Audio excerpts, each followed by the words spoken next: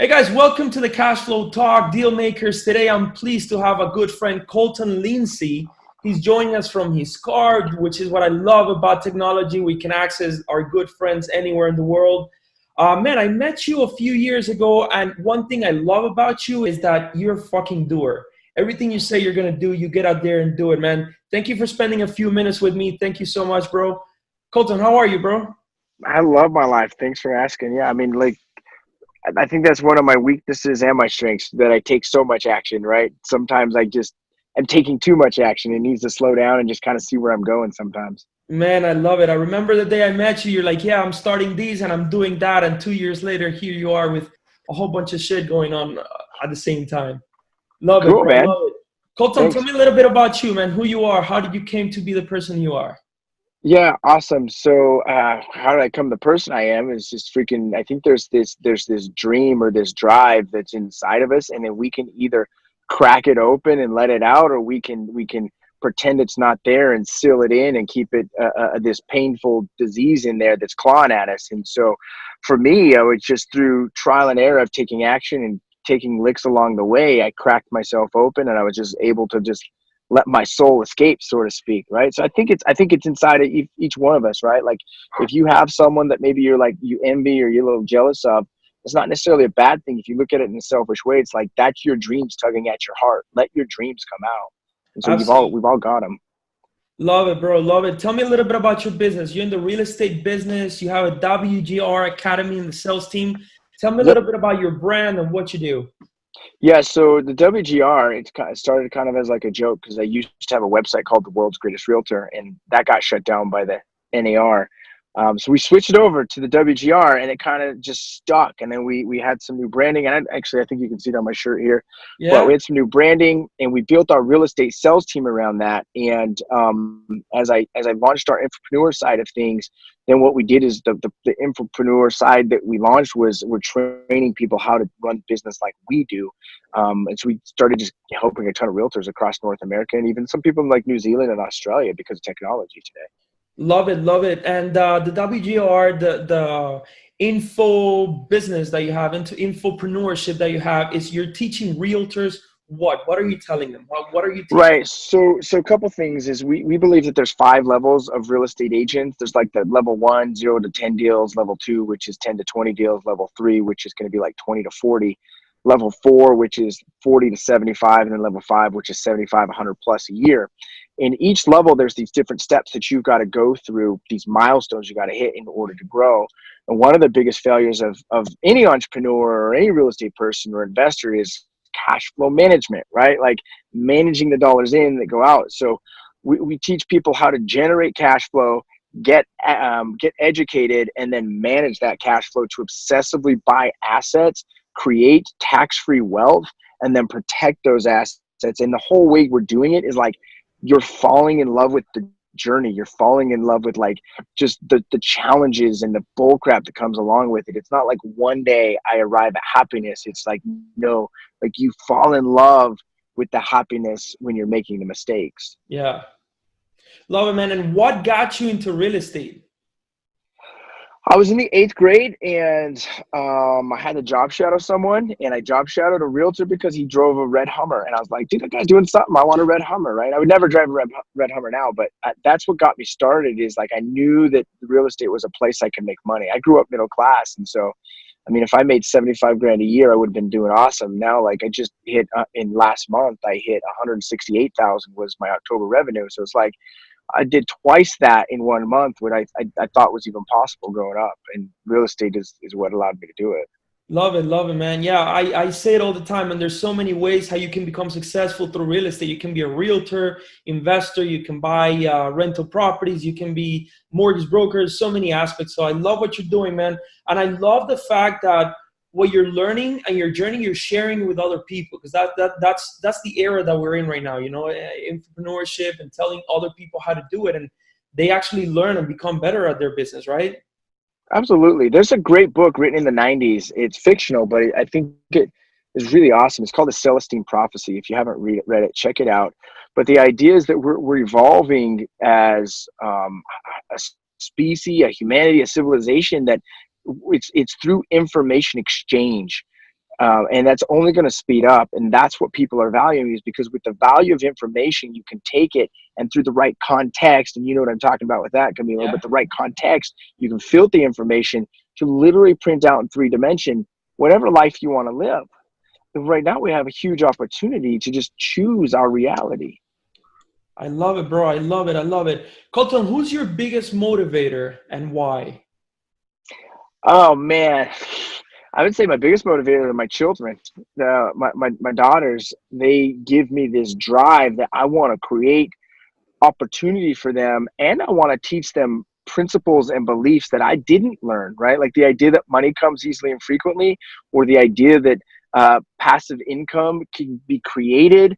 I think the biggest thing though is like, I just want to teach my girls to believe in themselves, like love yourself, believe in yourself.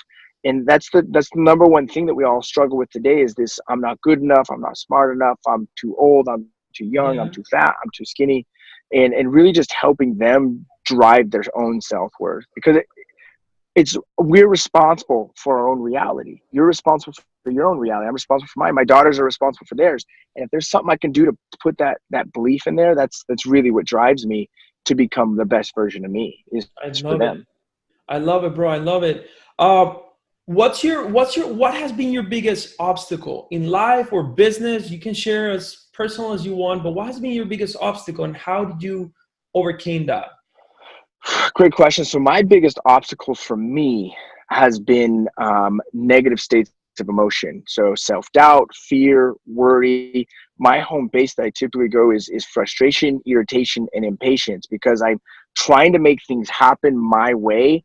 And my way is not always the universe's way. I don't know if you've Yeah, noticed that, right? yeah. And so for me, that has been a challenge. And so I've really focused on it to just, if I, 90% of our results and financial success and happiness success, it comes from our emotional state management, comes from our psychology.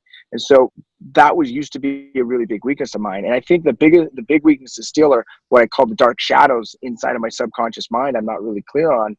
And it's like things like where I'll automatically criticize someone without even realizing it. Like that's one of my things I've been working through lately. And so I think it's the things that I don't know that are my biggest weaknesses, or the things that I say, oh, I know that, because then I've cut off my coachability and my learning. Exactly. That's a good one, man. If you can only leave one set of principles to your beautiful two daughters, what would it be? Oh, number one is love yourself and believe in yourself. Like that is the most important. And if you have some actual items to do that, it's turned to a daily morning routine of having prayer and meditation and breath work, so that they can train their bodies and their minds to experience more peace, more love, more tranquility. I call it the peaceful enthusiasm, right? Is getting so much excitement and energy to live in this moment. And that's by far the most important principle I could give to them, is to just enjoy this moment with peaceful enthusiasm. Love it, man. Love it. Love it. Give me a piece of advice that you would tell a realtor so they can sell more real estate, or a business owner so they can become a better salesperson. Great. So it doesn't matter what business you're in, you've got to generate customers. We're in the lead gen business, the marketing business. And for like a realtor, if we take a realtor, you have a lot of time, but not a ton of money. Spend it doing the activities that are going to generate leads. That's getting telephone prospecting, door knocking, doing open houses, go visiting for sell by owners and expireds. You've got time, you can do that. You don't have a ton of money to waste on high, like internet lead ads or things like that. As you build your business, then begin to increase your marketing cost back into your people, back into your past clients, your SOI, and then you will create a network that will send you deals left and right. You can create a network of who knows you.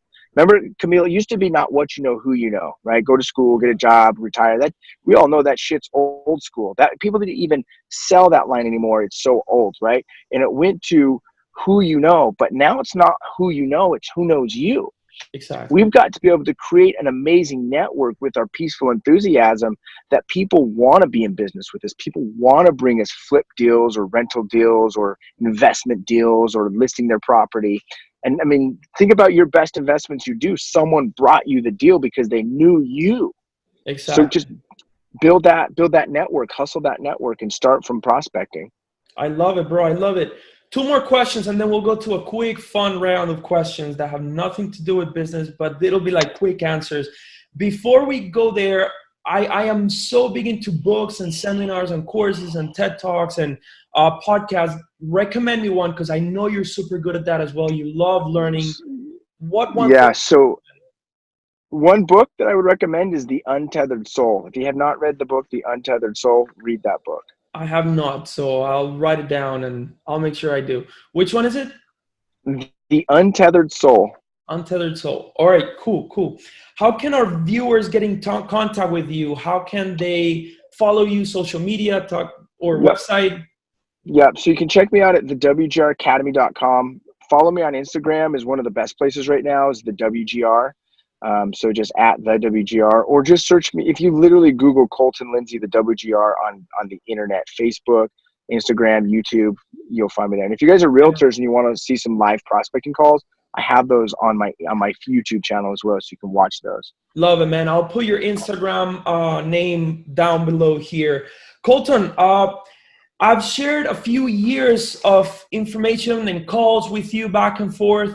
You are so big in the internet. Can you tell these guys, the viewers, to subscribe to the channel below? One thing is if they hear from me, another thing is if they hear from you, man. Yeah. So guys, go ahead and click the subscribe button. I've known Camilo since I think it was maybe 2015 or something like that. But I was always impressed with what he's been able to do cash flow wise with his real estate, especially with your background coming from Colombia and just learning a whole new kind of culture here. And what you've been able to do has been amazing. Your story's awesome. So subscribe now and make sure you guys are learning from him on how to build some cash flow through real estate. Thank you, brother. Thank you. Appreciate it.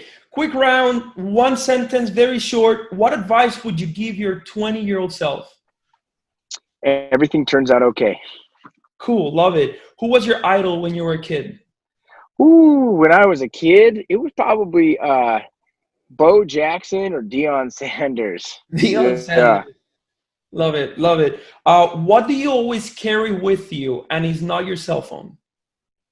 My car 9mm handgun.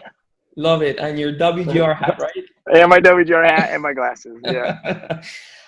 If you didn't do what you do today, what would you have loved to do? You know, if I didn't get into real estate, I probably would be in the insurance business. I think there's a lot of opportunity there, a lot of opportunity to build a big network of residual income. I mean, that's really what we want to do is build residual income so we could spend time doing what we love.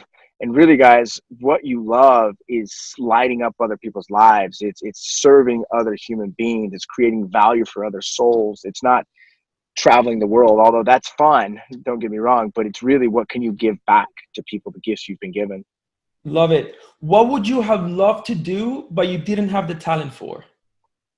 I would have loved to play in the NBA. That would have been awesome, but I was just a horrible basketball player. NBA, I was expecting more like football or stuff like that. But I'm too short. You know, I would have loved, I would really, really love, I would have loved to play in a World Cup game. That would be freaking amazing. You play soccer? I played growing up, but nowhere near the caliber to play in a World Cup soccer game. Good, man. So, all right. And if you could change one thing in the world, what could it be? I don't know that I would change anything in the world. I think everything is exactly where we're supposed to be with it. What could you improve? Perception for sure. Perception that everything is amazing, like everything is exactly where it's supposed to be. I mean, I hear all this bullshit on the news that, you know, we got the election stuff, we got the war over here, the war over that. Really, man, I'm looking outside, and I don't know if it's different where you're at, but dude, I'm looking out and life's pretty damn great, dude. The sun's shining. I got a house to sleep in. I got people to serve. I got food in my belly. Like, I got a great life. So I think if I could help more people's perception shift on how great they have it, to not live in a state of suffering, but live in a state of bliss and peaceful enthusiasm, that would be the thing for me. I love it, bro. I love it. Hey, man, I know you're busy. Thank you so much for your time. I try to keep it short and sweet. I appreciate your time, bro. Follow this guy, Colton. I'm putting his link below so you can check it out. And, man, again, I appreciate your time and your friendship, brother. Awesome, man. Thanks for having me. Have a good one, man.